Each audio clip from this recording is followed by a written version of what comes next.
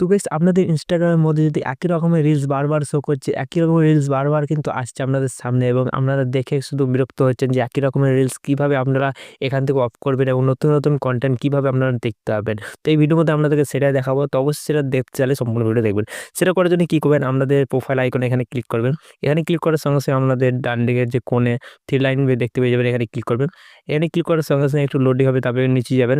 নিচে যাওয়ার সঙ্গে সঙ্গে এখানে একটা অপশন পেয়ে যাবে, দেখে দিচ্ছি, দেখতে পারেন কন্টেন্ট প্রিফারেন্স, দেখতে পারেন হোয়াট ইউ সি লেখা আছে, এখানে দেখতে পাবেন কন্টেন্ট প্রিফারেন্স এখানে লেখা আছে, ক্লিক করবেন। এখানে ক্লিক করার সঙ্গে সঙ্গে রিসেট সাজেস্টেড কন্টেন্ট এখানে ক্লিক করবেন।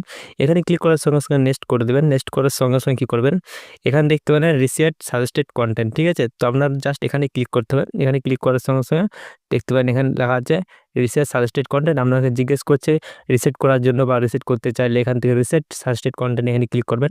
এখানে ক্লিক করার সঙ্গে সঙ্গে আপনার কিন্তু ইনস্টাগ্রামটা পুরোপুরিভাবে কিন্তু রিসেট হয়ে যাবে। তো আপনি কী করবেন, এখান থেকে জাস্ট এরকম কেটে একবার সরিয়ে দেবেন, তারপরে ইনস্টাগ্রাম অ্যাপটিকে ওপেন করবেন।